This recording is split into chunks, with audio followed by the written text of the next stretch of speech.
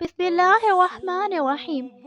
आज मैं आप सबको कुरान पाक की एक ऐसी सूरत के बारे में बताऊंगी जो बज़ाहिर बहुत मुख्तसर सी है, लेकिन अगर हम इसी में गौर कर लें, इसको अपनी ज़िंदगी में अप्लाई करना शुरू कर दें तो हमारी दुनिया और आखिरत दोनों संवर सकती है।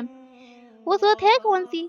वो सूरत 30वें पारे में मौजूद है, जिसका नाम है सूरह असर।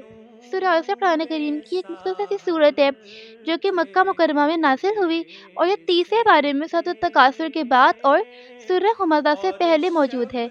इसमें सिर्फ एक रुकू और 3 आयात हैं।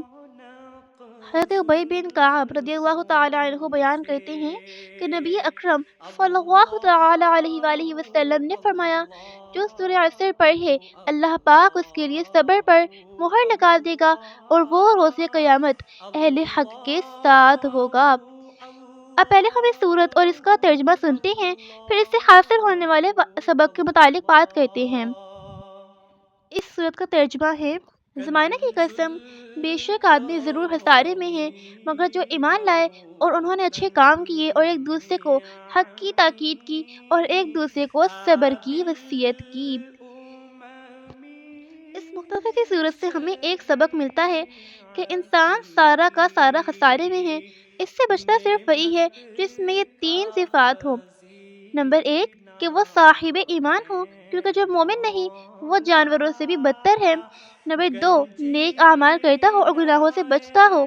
और नंबर 3 नेकी की दावत देता हो, यानी हक की ताकीद करता हो और सब्र की वसीयत करता रहे। अभी हम लोगों ने सुना कि इस मुख्तसर सी सूरत से हम लोगों को कितना प्यारा सबक मिल रहा है कि इंसान खसारे में ही है। यानी कि क्या बात बताई गई हमें यहाँ पे कि बेशक आदमी ज़रूर खसारे में है।